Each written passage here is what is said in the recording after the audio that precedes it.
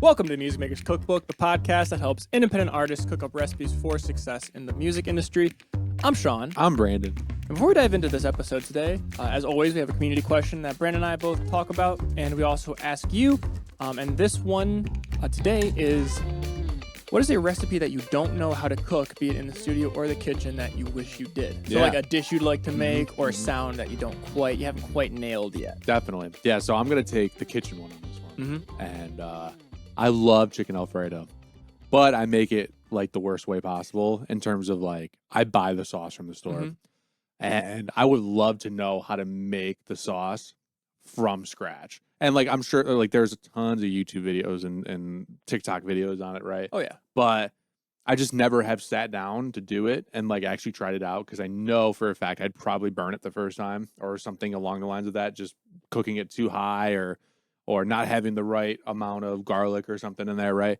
The right amount of garlic is more garlic than you think. It's true. I love garlic. And then you need more. Are you a garlic fan? Oh, I'm a huge Yeah, garlic me too. fan. I love garlic, dude. So like you said, there's never enough garlic. And then like also like taking the chicken Alfredo, but then also doing like a Cajun chicken Alfredo, you know, and then putting like that spin on it and just making it just so good. Just like restaurant quality, like top notch Italian restaurant, you know, would be great. So that's one thing that I would love to do. I just never have sat down to do it. I just keep using the store-bought stuff, which is fine. It's not bad. Yeah. It's fine. It gets you by, but taking it to the next level, though, would be really nice. Yeah, actually, now that I'm thinking about it, my aunt, on my dad's side, she has a recipe for homemade Alfredo. And like last time we were up there, she made it and we had some. I'll have to see if I can steal the secret family recipe. Yeah, it tasted good, dude. I bet it did. Was so good. Oh man, I love chicken Alfredo, dude. Yeah, so good. This is just the pure chicken Alfredo, though, not like a Cajun chicken Alfredo or a Creole chicken Alfredo or whatnot. Yeah, I think the proper way to go about it is start with just the chicken Alfredo and then work your way over to the fancy schmancy stuff. Yeah, then blend some stuff and mess around with it. Yeah. What I will say is any dish that you're ever looking to make, it can use Tony Chachere's seasoning mix. Oh, really? Have you ever fucked with Tony Chachere's? Dude, Tony Chachere's. I've never even heard of it. Her? Him? Him. The mix is called Tony Chachere's. Okay. It comes in a green container.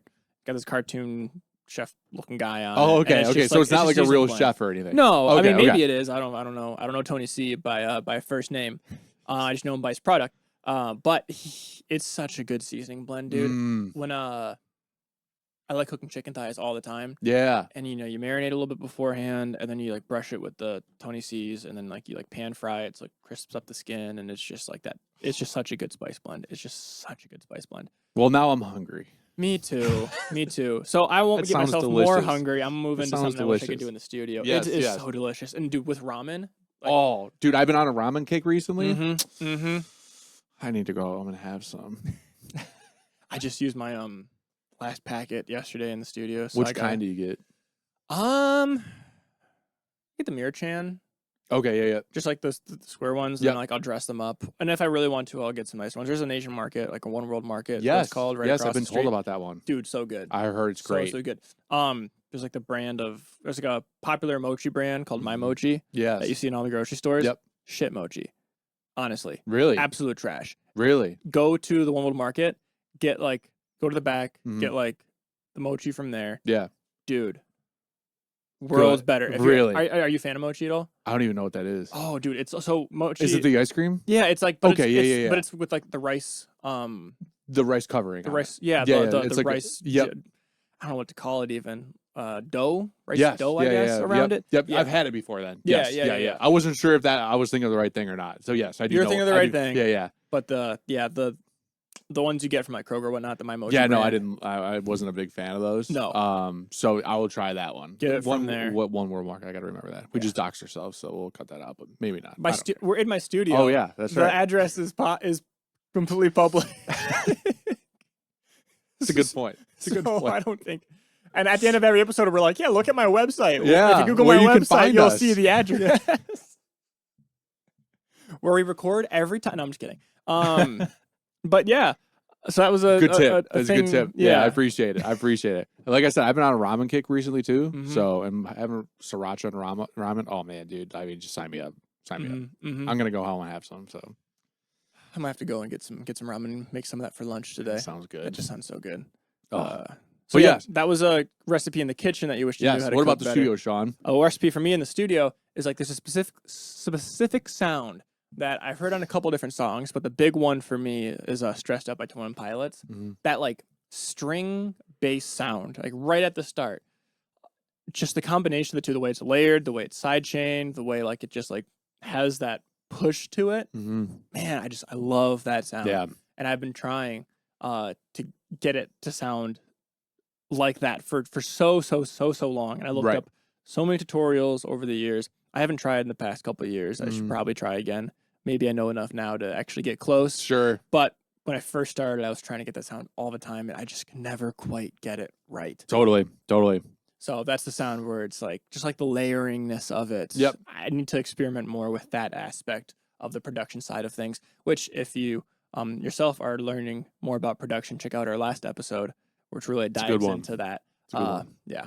About how production is important and all that. Yep.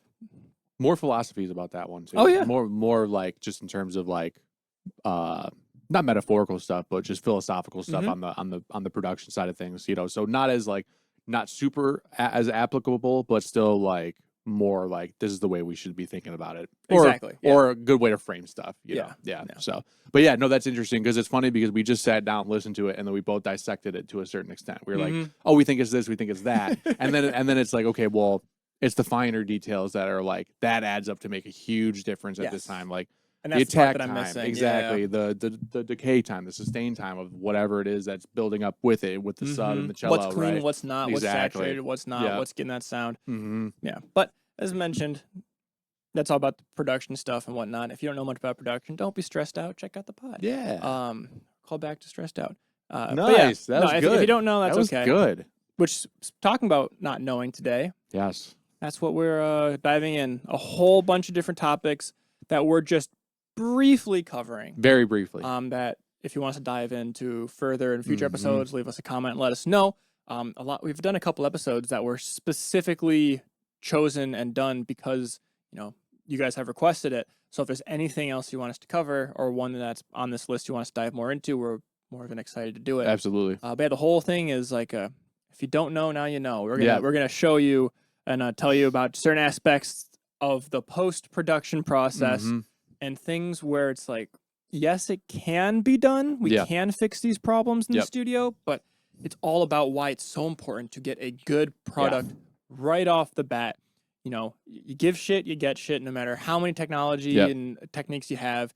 Put gold in, you have a higher chance of getting gold out. Yeah, as long as you don't let the person mess it all up. And you know, and there's a time where you don't understand that when you first get into it, and you'll keep going and going and going, and the more experience you get, and the more results that you're not nailing or you are nailing, you'll eventually figure out that this is 100% the case. A lot of this has to deal with experience, you know, because you don't know often what sounds good when you first start, right? Or what should be done up front when you first start. And then when you get to like a stage where it's like, okay, here's a trend here.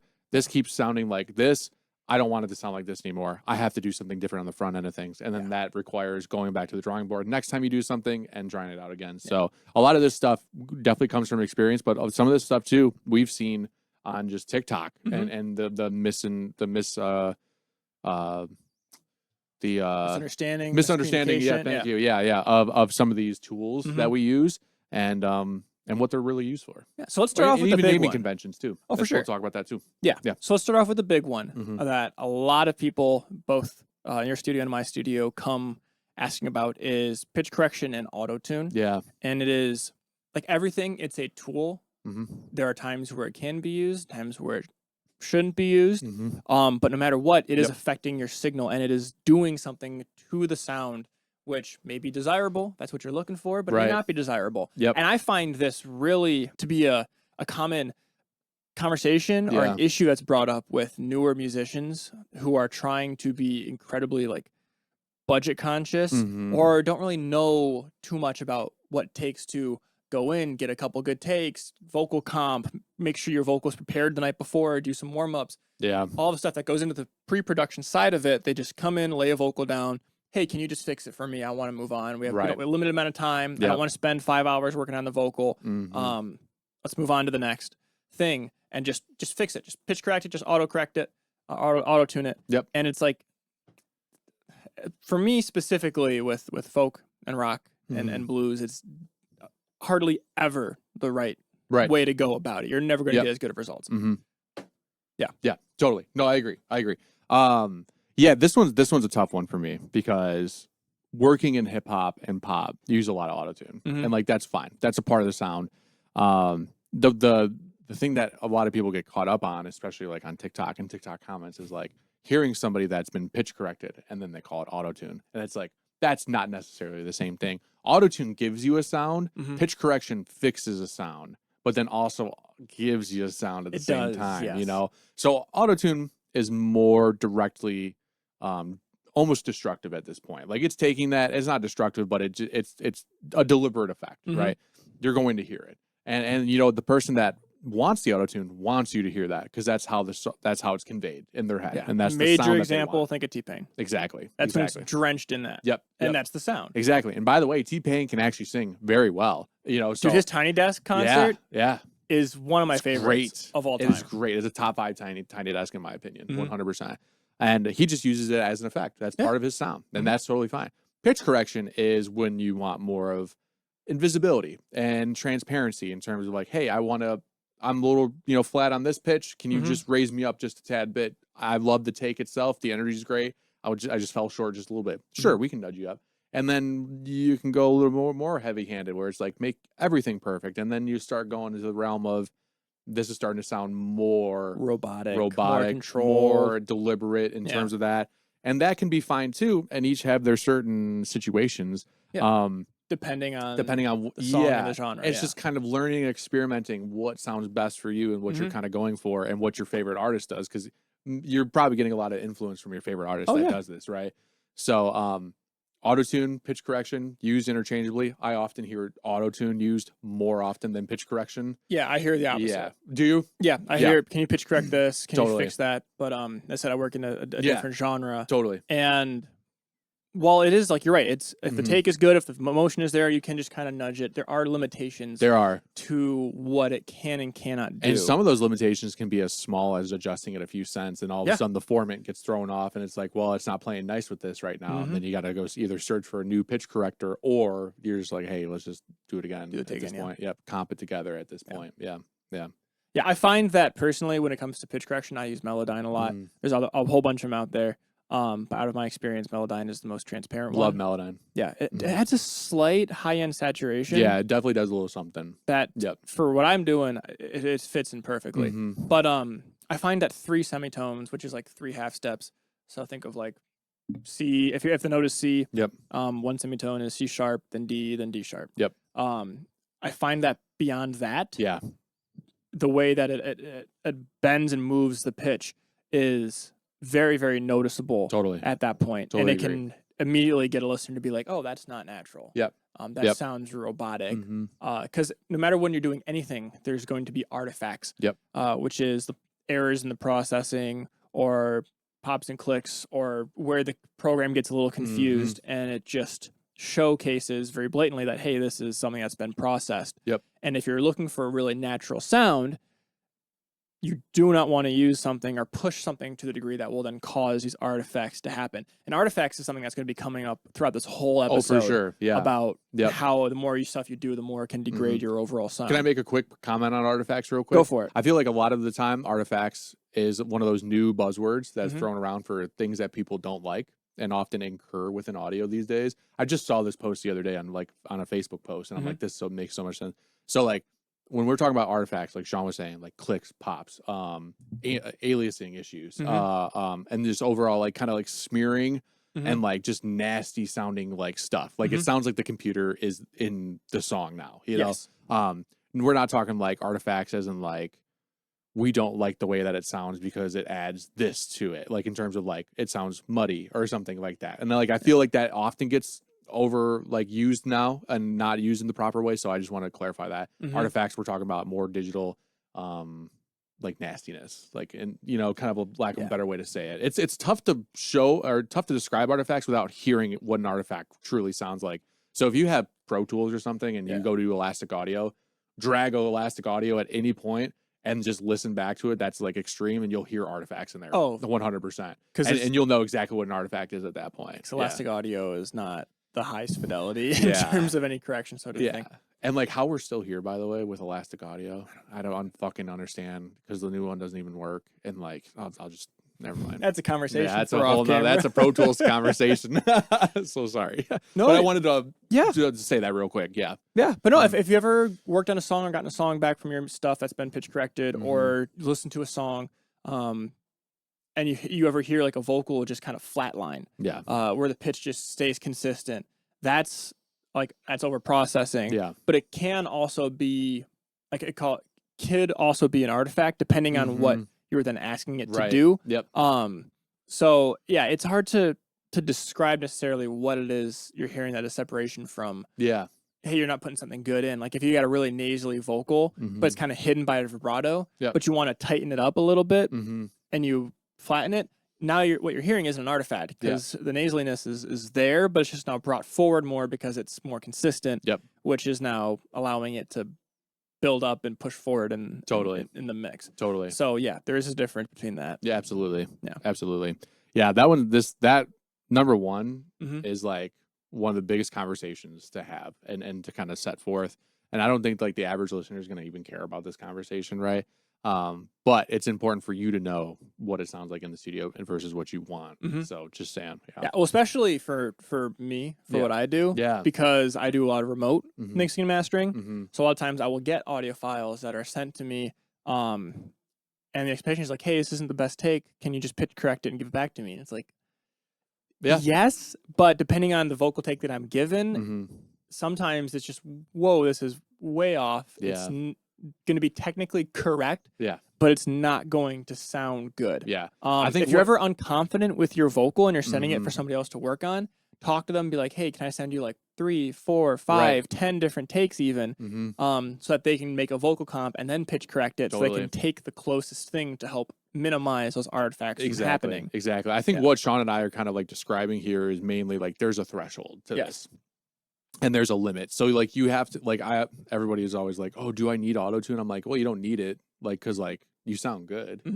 And like, oh, the Autotune actually like works really well and like sounds really good. It's like, yeah, well, there's a threshold. It's for Autotune or pitch correction to even work in the first place. You have to be at least somewhat close to the damn note. Autotune, obviously, you can go more drastic with, and that's the part of the sound, sure. So if you can't sing at all, you can just throw on Autotune 100%, and it'll get you that Autotune sound if that's what you're looking for. But with pitch correction, there's definitely a threshold where it's like you have to be at least decently close to be able to make this work effectively and transparently. Yeah. There's all that nuance, and it's just the whole take a step back. So before we continue on, I do kind of want to take a step back and talk about something that I kind of briefly alluded to earlier, where I mentioned how we see this with a lot of newer artists that are just trying to stay on a budget, get in, knock something out, and get out, is that whole fix it and post mindset. It exists all the way across the industry, all the way across like beginners and top end. It exists in video. It exists in any sort of creative field. It's the whole get it done, fix it in post. And in every industry, that's where you get in trouble. Yeah. I know like a lot of the new Marvel movies with like the CGI and things like that, it looks super rushed and that's kind of partially because there's budgets or time constraints, but also a lot of it's like not as much pre-production, pre-planning. So when you're rushed and you fix it in post and you're working with limitations that weren't set up to let you to succeed, you're going to get things that look weird. The same thing happens in sound. If you're not pre-planning and making sure you get the good takes set up properly, be in a good environment, practice the performance, all that kind of stuff, you're going to get things that even if they're technically correct, it's not going to be to the benefit of the end piece. And if you are layering it again and again, like, hey man, I just want, like, hey, we didn't play to a click track, so we need this timeline. Oh, we need the vocalist wasn't feeling sick this day, so we need to like boost this up and cut that up and cut the bleed out. And there's a click track in the back, so can you remove the click track? And then there's the sound of the room, so do de-reverb. And I'm getting ahead of myself a little bit, but the whole thing of like fixing it in post, these tools do exist. You can give me a file that has all these issues with it, and I can remove the click, I can remove the reverb, I can pitch correct it, I can do all that stuff, but it will never sound real. It will never sound real, because every time you do it, you're removing something that just by the way it works also removes things from the vocal. Yeah, There there's is always a no trade-off. separation. There's always a trade-off. Yep. Yeah. So if you are looking to just like, hey, this is it, this is quick, this is dirty, get it out, Mm-hmm. these tools are there, but there should be a separation of, okay, is it worth doing that? Right. Is it worth minimizing my art Yeah. just to get something Like, am I quick? saving, is the time I'm saving to get an adequate take worth me doing this to my art? Yeah. And like, sure, if the trade-off is there, by all means, right? But if it's not there, it's better to take your time and really do it right, to be totally honest. And I'm not just saying that just because we both work in studios, right? That is the truth though, because like you go to deep reverb something, I mean, man, that can be brutal. That can be really, you can take away from the whole vibe of the vocal.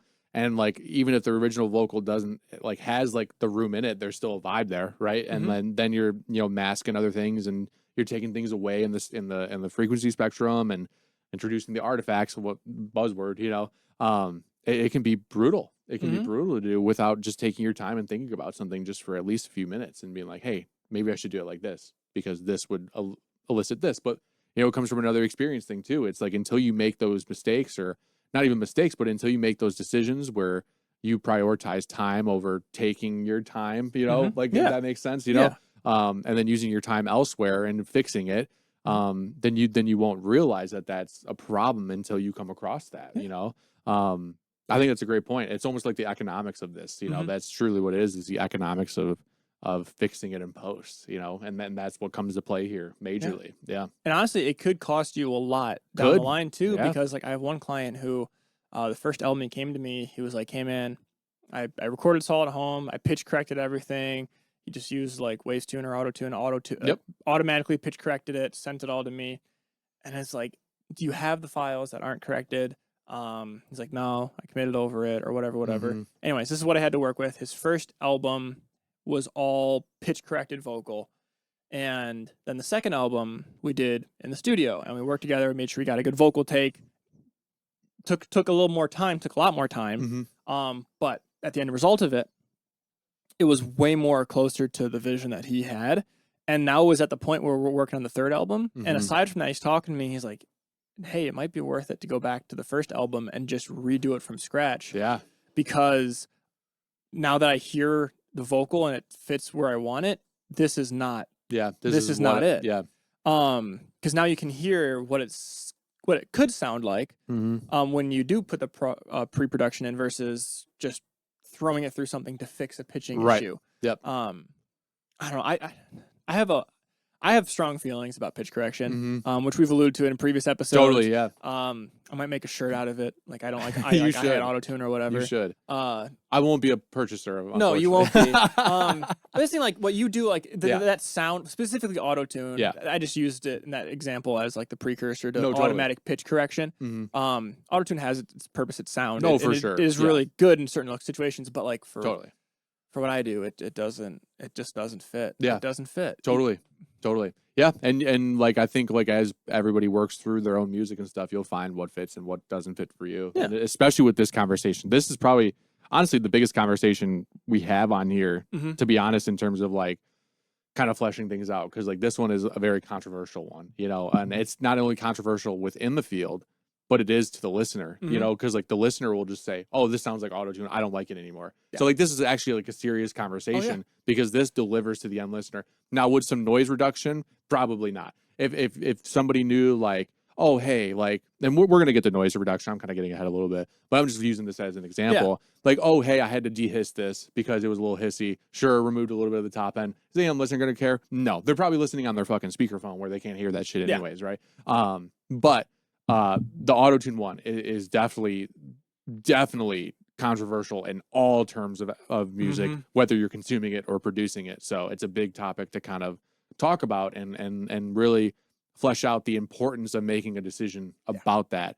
You know, if you're that person that's like, fuck it, I just want to make art, sure, do whatever you want. But if you're the person that wants to be a little bit more deliberate to get a sound, that works too. You know, you just have to make the right decision for you and consult your engineer, your producer, whoever's working with you at the time, and get some feedback and their thoughts on him. Yeah. And if you are in the opinion of, fuck it, I just want to make it, so we'll just fix it in post, please don't record your vocal while also playing the guitar. Oh, right. Or yeah. record yeah. your vocal or whatever you're going to Yeah, pitch because there are correct. limitations there now. Yeah. Well, now it's like, okay, cool. I can pitch correct the vocal to be on pitch, but now it's going to pick up the bleed bleed from of the the guitar, guitar. and the guitar is going to have phasing issues, and it's going to sound weird and warbly throughout the whole song. Yep. You basically can't pitch correct it. Exactly. So you're opening yourself to just a whole myriad of other issues, and then you have to try to do reduction on the guitar, remove that from it, which is a whole nother process, which causes artifacts in the vocals and whatnot. So it's that pre-planning that is really, really, really, really, really important. Very much so. I said I've gotten sessions before where it is like, oh yeah, I recorded the guitar and the vocal at the same time, but I just need these couple spots fixed on the vocal. Like, that's not you gonna can't happen. do it. It's not going to happen. It's just that is a limitation of pitch correction. It doesn't just affect the vocal within the audio file; it affects the whole audio file. So, yeah, if you're gonna go for that route, you got to get a separate clean vocal take. Totally agree. And once again, we talked about reverb and the sound of a room. Pitch correction will adjust the sound of the room. Yes, it will. So that's another, not necessarily an artifact, but that's just a byproduct of using it as a tool. Now, throughout the song, the reverb is gonna pitch up and pitch down and change throughout the song because you recorded in an environment that's not super dry. So these are also things that have to be thought about. Yeah, huge decisions. Seriously. It's like in a studio, in a pro environment where you can throw Autotune on or you can throw pitch correction on and get the effect that it's intended to have and not mess with other aspects of it. Yeah, it's part of the tool belt. It can be useful every now and then. As mentioned, if there's a really good take, just pitch correct a little bit or let's crank it Autotune 100%. That's the sound you want. The problem is when you are doing it in a subpar environment. But if you're going to a studio to use these tools, if you're going for the pitch correction route or whatnot, if you're already in a great environment to record, might as well take the extra time to deliver a great performance in addition to it. So totally agree. Totally agree. That one's a tough one. That one's a tough conversation. And honestly, it sets us up well for the rest of this because this is the biggest thing, and we've introduced everything we're going to basically talk about in terms of like issues that will arise and out of everything. So I'm glad we talked about this one first because this one's like introduction. This is 101 right here. I agree. Yeah, straight up. And the second thing, and aside from pitching like specific vocals or certain instruments, like sometimes I will pitch. I'll pitch bass. guitars. I'll pitch. I'll melodyne. A DI bass or something like that. I'll also melodyne DI guitar solos. Yeah, solos for sure. Yeah, just to really tighten it up a little bit. Exactly. So that can be a tool as well. No chords. No chords. No. Bad. Not a good experience. No. 0 out of 10. Yes. Yeah. Anything polyphonic like that's really hard to do. Monophonic sources. Those can work. Yes, those are valid. Good to go. Yeah. Yeah.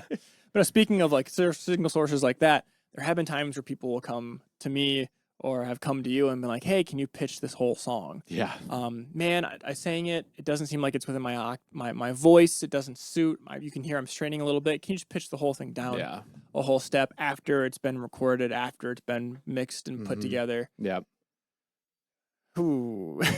You ever take, just something like a song or something and just say, hey, can you pitch this down? And the song's been perfect, and then you're just going to fucking just shit on it and ruin it. This is the way to do it. This is the exact way to do it. You ever make a pumpkin pie? Yeah. And then after you bake it, you're like, I kind of want a key lime pie. So you scoop all the pumpkin stuff out, put the key lime stuff in, and rebake it. Yep. Now the crust is extra crispy. You're still getting some pumpkin afternotes inside of it because it's sunk into the crust. You're never going to get as good of a key lime pie if you just baked a key lime pie. And if you just baked a key lime pie, now you'll have a pumpkin pie and a key lime pie. Yeah, that's exactly what you're doing with this. That's what you're doing. That's exactly what you're doing. And we're going to add in also changing a tempo too, because they're one and the same at some point. Especially depending on what you use. If you use like some kind of verify or is that what it is? Pro Tools? Yeah. Yeah, very speed. Very speed. It's like emulates tape. Yep. Exactly. Slow down and speed up. Mm-hmm. Yeah. Yeah. So they're one and the same, right? At a certain point. And your shit's gonna absolutely suffer from it. Every single point of audio that you have recorded in that song will suffer from artifacts and possibly phasing issues and like I call it smearing. It just sounds just like the transients are gone and like it will just sound like an absolute disaster. So coming from pitch correction, this is like another form of some kind of pitch correction. It's just a pitch change on a global setting, which is not great.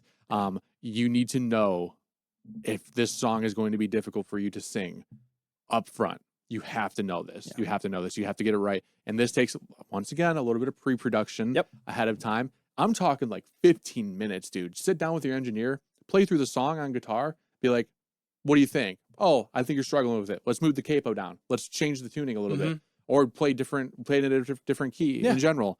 Okay, cool. This feels better now. This is what we're gonna rock with. You have to do that because there's no turning back after the first thing is laid. Like, and the sooner you turn back, the better. But once you get to the end and you're like, oh no, it sounds like I'm straining, you're fucked. You gotta start from ground zero. Seriously. So pre-pro on this, major key. Get it? But let's talk about exactly why this is an issue, especially in the digital realm.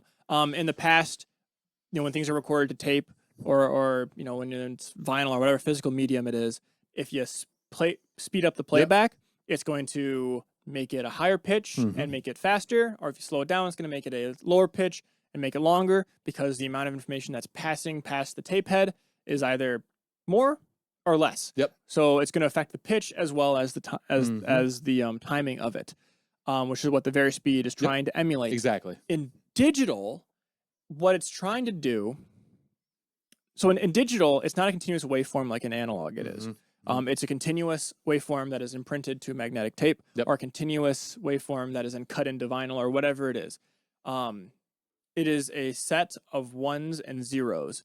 When you go and you speed up a whole session, what it has to do is it has to algorithmically go through and decide, okay, this one doesn't need to be here. This zero doesn't need to be here. It is actively removing information and making it it's got less information within the song.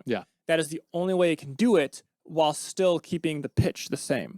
So now, cool, you have your song and there's artifacts because there is information physically removed from the song that has importance to the song.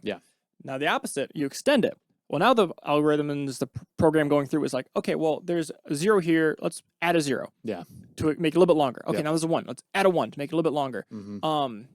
This is just a real basic verbal way of Very it's more complicated than that. But now you're adding information that wasn't there before, which allows artifacts are popping, and you're now increasing the chance of something you're putting into it to be a mistake and having things alter the way it sounds.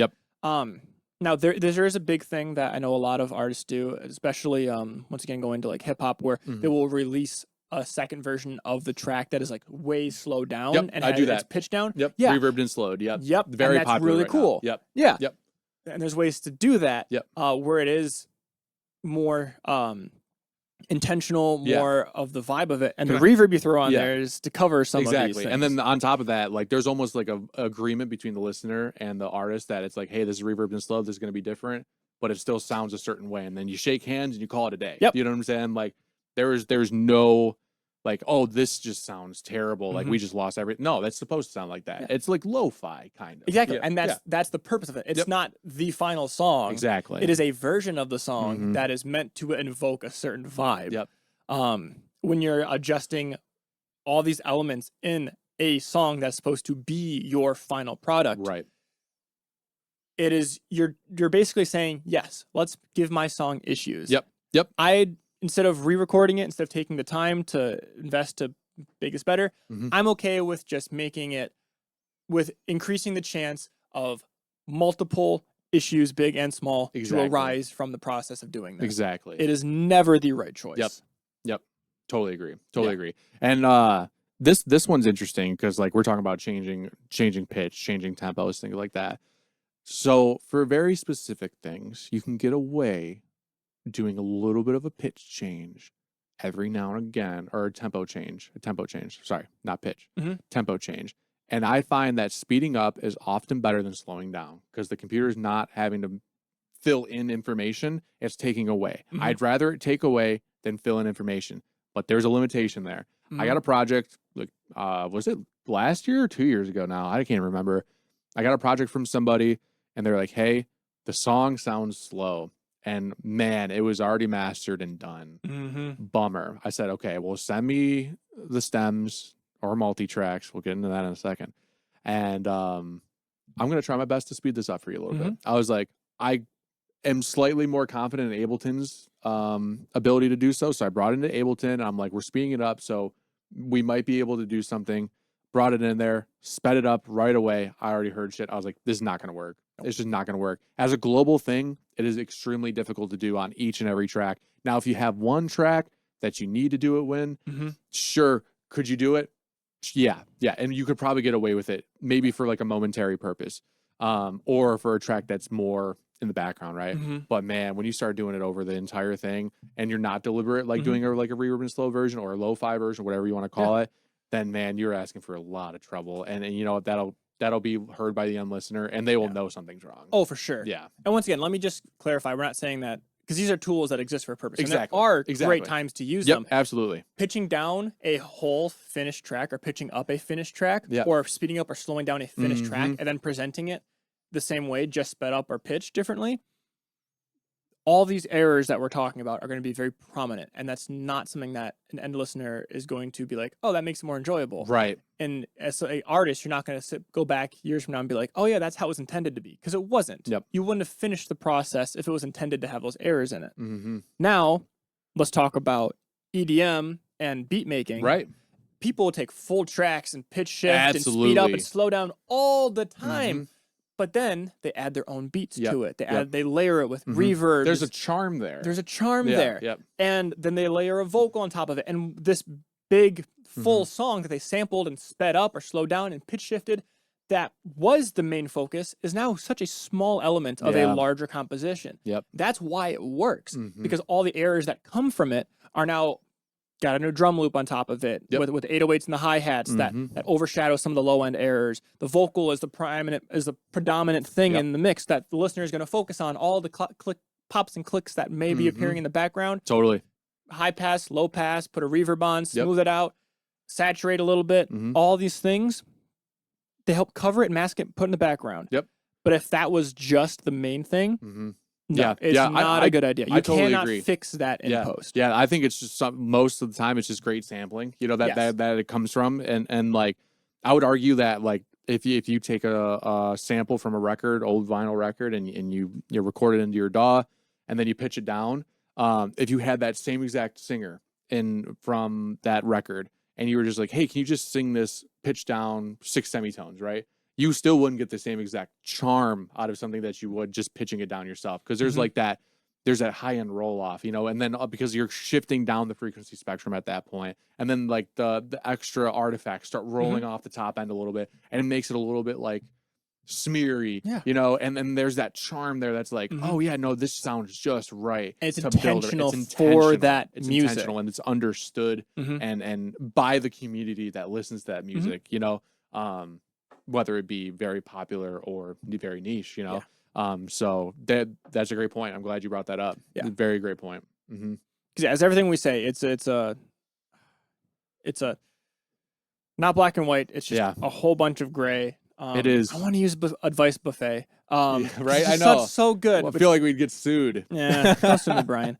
But it's the truth. Like, everything that we say from a certain point of view as this is bad or this is good. But even then, there is no bad or good. And depending on your use, it may be exactly what you want. These are just things that we are mainly talking about, things that, hey, you might not know what you're actually doing to the audio when you ask somebody or when you go to fix it in post. This is what is actually happening and things to be aware of. And if your end goal is to have a clean, finished, polished final mix that you're proud of and put it forth as it is, do not wait to the last minute to do some of these major changes. Absolutely. Do some pre-planning. Figure out how you want the song to be, and then go from there. Totally agree. Totally agree. Those are the three really kind of big ones that kind of really focus on pre-pro. Pre-pro is very important. Definitely do it. It's just as important as post-production. I love how this turned into like I know. A sister episode to the previous one. It wasn't even honestly planned. It was just it just kind of worked out that way. It's almost part two. That's what it feels like. This is like the warning of, hey, you didn't do pre-production. These are all the issues you're gonna run into. Have fun on this ride. Exactly. Exactly. Because you're gonna hit walls. Yes, absolutely. It's not gonna be a smooth process. No, it will not be a smooth process. But yeah, we want to get on to this next one real quick. I think you do. I do. Multitracks versus stems. This one is just so, You sound like a dick when you correct someone, and like I often don't do that because I know what a lot of people mean a lot of the time, but I want you to know that there is a difference between the two. And if you are communicating with somebody that is maybe less experienced, you know, you will run into issues with this. But a lot of the time, multi-tracks are individual tracks from the DAW. A lot of the time, they are called stems by a lot of people. Stems sounds better to say than multi-tracks. I like saying stems better. I don't know about you. It's shorter. It's shorter. It makes so much sense. Stems, however, are just the buses that are brought down into a sum mix of the instruments. So let's say you have all drums on a track, all percussion on a track, all bass on a track, all guitars on a track, and those are the stems to the song. Those add up to make the song cumulative, you know? Where opposed to multi-tracks, you have the individual tracks that make up each stem. Yeah. Does that kind of make sense? So yeah, if you're sending files to an engineer and you send them the drum bus, so all the drums already on one stereo file, that's a stem. That is a drum stem. But if you are sending them the kick and the snare top and the snare bottom and the hi-hat and the tom, and those are multi-tracks because it is the multiple tracks that make up the larger part. Exactly. Yeah. Exactly. I always say multis when I send out multi-tracks, just because I need to know myself, you know, what these are. So if I need to go back into the session, I know like, okay, these are multi-tracks. Yeah. I don't do it to be a dick or to be proper at all. And like anybody that corrects you, you know, you're just kind of like, all right, dude, like whatever, you know, at that point, because we all know what we mean. But there will be specific circumstances. Like when I worked on that ESPN thing, she was saying stems. And really, she meant multi-tracks. And like, that's when it gets like, hey, this is like a big project. We need to be sure on what the vernacular is here. We need to make sure we're on the same page, right? And that was actually in the directions that ESPN had given us. Stems are the multi-tracks. And I was like, that's not correct. And like, this could be issues later on for, you know, the company, you know, like this could cost actually time and money to get the right things. So, and then obviously missed opportunities for some people out there too. Potentially causes delays because like, oh crap, well now the engineer's out of the studio, but we need the multi-tracks and we got the stems. Exactly. So we got to wait a couple of days for them to get back in and get the stuff bounced. These are actually high stakes scenarios, you know, so it is important to know the vernacular, but it's also important to know when it's important to use the correct vernacular, and other times just know exactly what somebody means. Yeah. And that's the thing. Like, I feel like the word, in all aspects of the music industry, it's hard to talk about music. Because how do you describe music? But even in the technical aspect of it, like tracks, multi-tracks, stems, songs, like it's a track in a song. Some people use them interchangeably. I do all the time. A track in a multi-track can be used interchangeably. You're talking about, you're not going to say like, hey man, can you send me like look at this vocal multi-track? It's like, no, this is the vocal track. A bunch of them are multi-tracks, but it's still a track. But then also like track one of the album is song one. So it gets lines get blurred. Messy. Very so having messy. that common vernacular, it can cause issues unless you like you clarify it up front. Absolutely. So I just wanted to make sure everybody knows that.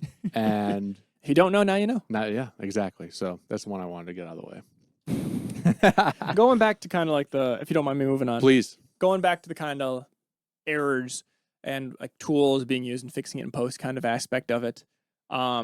Real quickly, because we brought it up recently, I want to talk about like noise reduction and things like that. So that would be removing pops and clicks, removing background noises, removing hums, hiss, and then there's reverb removal, things like that. All of that, all these tools exist. And sometimes they're necessary if you have to record in a subpar recording environment. But just know that it always will affect the main source, not just the back end of it. If you have a lot of reverb on a track you're trying to remove, it won't just remove the reverb. It will remove parts of the vocal performance, and it won't even do it evenly. Some points it'll recognize these frequencies as the reverb when they're not, and it'll remove them. And then other parts of the song, it will recognize it as the vocal and not remove them. So it'll just add variation that is unintended into a vocal performance. Same thing with pops and clicks removal. There was one song I was working on. I think the guy was, where was he located? Oh, Sri Lanka. I was working with a song with him, and he was singing in a different language. And it's more breathy, and more like that kind of like aspect to the language of it. Lots of I ran it through a noise reduction thing to get rid of some of the breaths and the clicks, and it fully removed certain words. Yeah. Wow. It fully removed certain words because it Yeah. recognized them as breaths or as mouth noises instead of being a word, a part of the language. So like I had to go back in and like add back from like the raw take certain words to layer it in to make sure it worked properly. And the same thing can sometimes happen even like, and this is like specifically for a different language, but even like with English, like certain B's and P's and plosives and clicks and all that good stuff. Things like that. If you're too hard or you push the software too hard, it's going to see these as errors and remove them. And if that's not caught, sometimes these things, they are big, but they're not necessarily caught if you're in the machine of getting songs out until like a week after the song is released and you're like, oh crap, that wasn't supposed to be exactly. removed like that. Because in the context of a whole song, it might not be noticeable, but it definitely is doing something. Absolutely. This is one of those things where it's like sometimes it's almost better to just not noise reduce, you know, where you get like, let's say you get a noisy preamp. Let's say you're like running some kind of 2 preamp and it's like a Personas studio channel. The only reason why I brought that up is because I had it at one point. It was very noisy. Lots of preamp hiss from it. And you put it in there, you record with a bunch of preamp hiss on the vocal, right? And then you're like, hey, I'm going to remove this, or I'm going to remove this in specific specific spots when he's not singing or she's not singing. And then you remove it, and then when it drops out, you miss something. And it's like, okay, well, this doesn't sound right. This, you might as well just go all in and be more deliberate with the noise and keep it in there. Maybe add noise to kind of like, so it's like, if you have the vocal and it's noisy, you find a decent profile of noise to match and you automate that up in between. It can it can glue the song together instead of it sounding like, hey, this wasn't supposed to be here. We just tried to cut it, right? Flip side of the coin, we also have, if we try to remove it with a noise reducer, like an Isotope RX suite or something, then you start running off high end, you know, from the vocal. And then it's like, oh, well, this was supposed to be really light, breathy, and airy. Well, all of a sudden we have less of that information up there and we can't really boost that back because I've removed it. Because a lot of that hiss is up there in that range. So then it's like, okay, well, do we just play into this or like, what are we going to do here? Do we re-record at this point? Like, so there's a lot of considerations to make with noise reduction these days. The best part is too, is that there's a lot of tools out there too. So while this isn't a perfect science just yet, it's getting better. Yeah. I have my own beliefs about Isotope as how they're ran as a company and what they kind of release. I don't even know anything well, about that. I just think like I haven't seen a massive update in terms of RX in a long time. Over the past like 7 iterations now or something. What are we on? 11, 12? 11. So like probably maybe we are on 12. Might be on 12. So maybe like the past 5 iterations or so, there hasn't been maybe a major quality increase to the noise reducer, you know, or the denoiser, right? Maybe it's time to work on those algorithms and like get them up to par a little bit more with where we're at. But if you want a good example of this, just go look at photography. If we have any photographers out there, I'm sure you've seen denoise within Lightroom. You've seen denoise on just a bunch of different AI apps out there. It's getting better, but it's still not perfect yet. No. So just my 2 cents on that. Yeah. And if your goal with your music is to be real, authentic, and like really amplify the performance and humanistic aspects of it, you don't want any sort of issues or artifacts or fudging around with the algorithm to be audible on your song. Exactly. Yeah. It can make a big difference. Yeah, it can. It can introduce more issues than it can fix sometimes. It can. Yeah. And that's the thing, like, once again, it's a tool. There are times where it's fantastic. And there are times where it's like no amount of processing will be able to get the result that you want. Totally. To get that clarity, it needs to be redone. Absolutely. Absolutely. Yeah. Totally agree. By the way, I love Isotope RX. I want to get that clear and straight across. But just making that point where it's like, well, I think we have better technology out there now. Let's start putting it in. Yeah. You know, I really want to hear this thing really do its thing, you know, at this point. So because there are plugins out there that are phenomenal. There are. I've got to think of it. What is it called? I can't remember it. I watched this video like White Sea Audio was the yeah. Is this snake oil or not? Yeah. It's a good series. About a AI gate. Have you seen that one? No, I haven't. No? Well, it's a gating plugin that you put in what the source is. Like, hey, this is a snare. So I want to gate everything but the snare. So not only are you setting the threshold and the release and all that for when it opens and when the gate is active, but it also will analyze the waveform and be like, oh, this is popping the threshold, but this is a hi-hat, so we're not going to open the gate. Interesting. So it can analyze it in addition to gating it. It's like adding that next layer. That's a great idea for a gate. It is. So good. Yeah. So it is very effective at removing unwanted parts of the song. Yeah. So things like that, Absolutely. Isotope can easily have something like that going 100%, dude. on. So like, yeah, because especially since they have like the whole algorithms of music rebalance or things like that, and isolating the vocal and the drums and the bass and all that. Which even then, there's other softwares that I do find are better than Isotope at this point. I do too, which is unfortunate, but whatever. Yeah, this is our little rant as engineers, just because they were the leaders for a really long time. This whole episode's kind of a little rant. It is. It's a little ranty. Yeah. Well, thanks for sticking with us if you're still here. Appreciate it. Yeah. So the very last thing we want to cover is if you are bringing a session or a file to somebody else to use on their rig, or you're moving from computer to computer, or you're going to a studio and you're bringing your own recording session, the actual audio, the session file doesn't contain any audio. Yes. The session files in every DAW that I'm aware of, be it Reaper, GarageBand, Logic, it can. Logic can. It can. Okay. So that's new. But so Logic saves as a Logic session, and then it's as an enclosing folder that it's under. Or you can save it just as a folder. So it can do both ways. But Logic's the one that I've come across that is unique in this situation. But it's still not in the Logic session file. It is. So this folder within it. It is when you're not doing it to a folder. If that makes sense. Yeah. Okay. And then you can go deeper if you need to. So the session file acts as a folder. Yeah. Unless you need to go in further, and then you can go show me the contents within this, and then you can go. That's the only DAW that I know, though. Yeah, which makes sense. Why? Because it's proprietary. Exactly. It's only on Macs. Exactly. But I know GarageBand doesn't. Yep. Professional, Cakewalk, Pro Tools, Ableton, Cubase, all this stuff.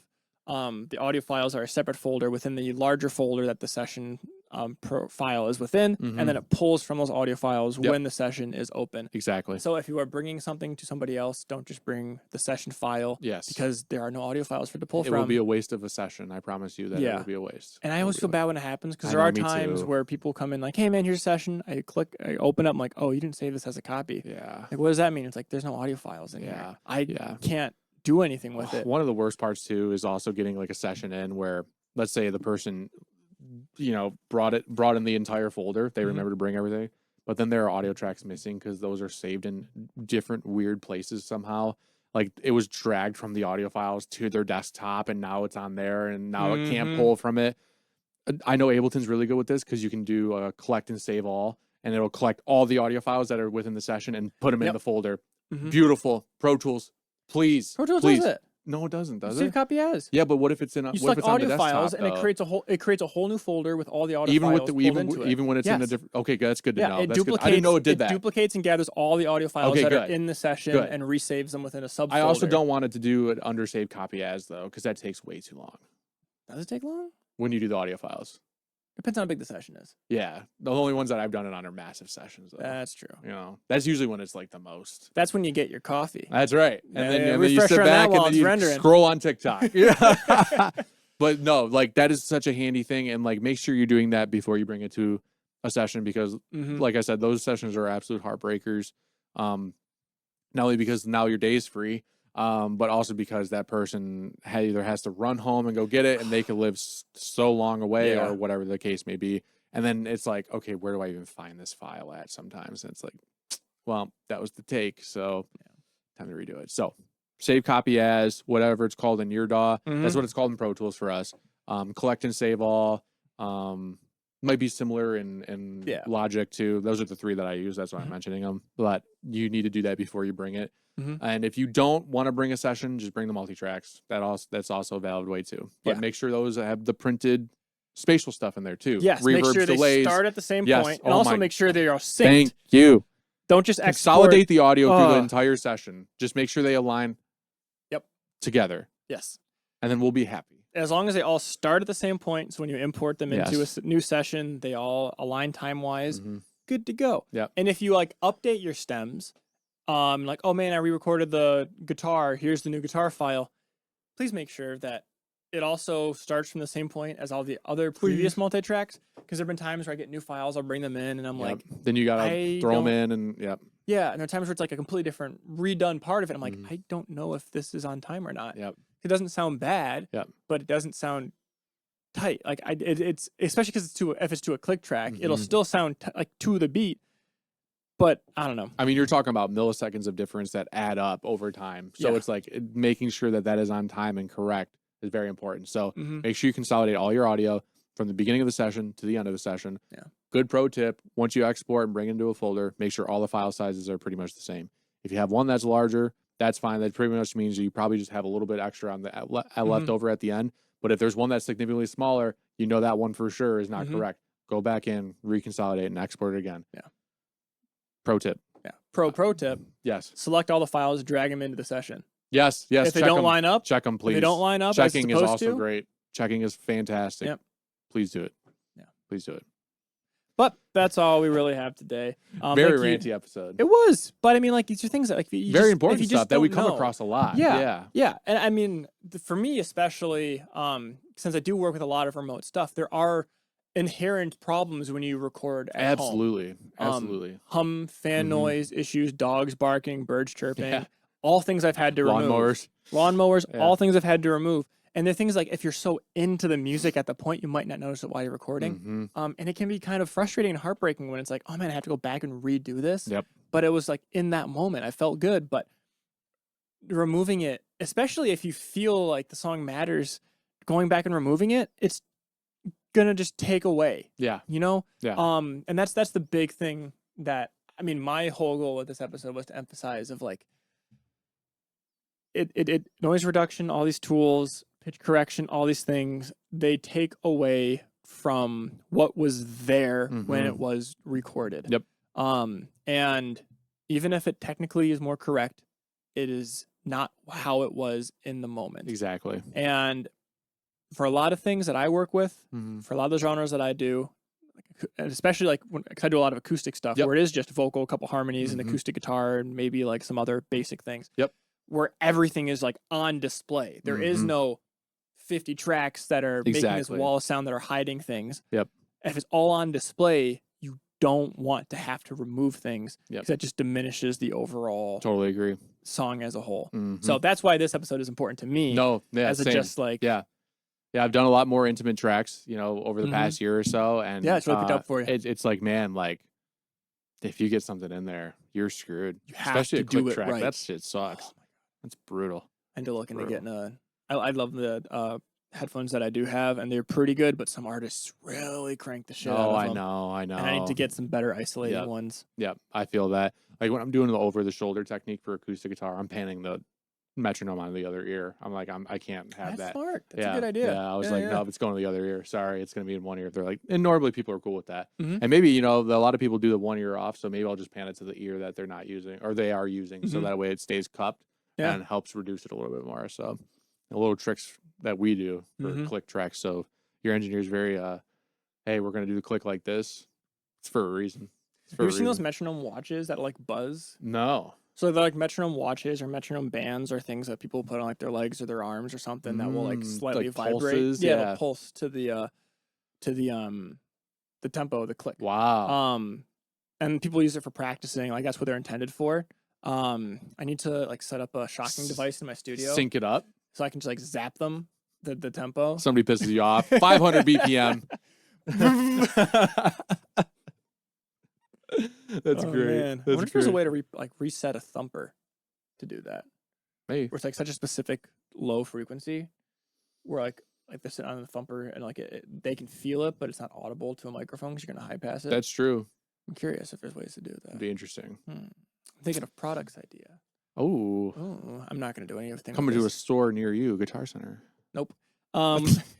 Anyways, thank you for listening. This has been definitely a very casual one, but more talking about just some aspects of it. Yep. Yes, I am winding down the episode for a third time, I feel like. The true Midwest goodbye. True Midwest podcast ending. Yes. So that being said, if you listen to this whole thing, thank you very much. And if you would like to work with Brandon and not worry about all of this stuff that we just talked about because he'll Wow. take care of you and Same to make it Sean, sound by great. the way, before I throw it back to Sean after. Yeah, but we're talking about you right now. Okay. So, shush, I'm just kidding.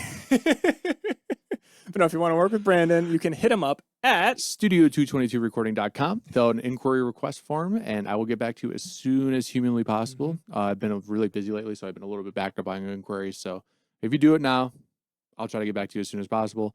If not, you can find me on social media, but I'm not going to tell you where. Sean. I have to find it, scavenger I had hunt. to find it. It's just so much easier now. Where's Brandon online? Oh. No, if you want to find me, if you do folk, rock, acoustic, or blues music, and you want some remote mixing and mastering, you can hit me up at. I always want to say Stu 22. It sucks that we both after start with you. S. Yeah, it's swsrecordings.com. Mhm. You can find me there, fill out a contact form, let me know about your project. I'd love to hear your music, figure out if I'm the best engineer for you. In addition to that, I do one-on-one artist development coaching, which is basically this podcast, but specified towards you and your career to help you more quickly advance your career and start making a living with your music. Making music with your living. No. So that too. definitely check that out. And then if you want to contact us for this podcast, you can leave a comment on this video if you're watching it on YouTube, or on the episode if you're watching it on Spotify, because they have that comment feature now. Yes. Or you can hit us up at podcast@musicmakerscookbook.com. That's our email. We also have a bunch of social media platforms, all at Music Makers Cookbook. We have TikTok, Instagram, Facebook, all that kind of stuff.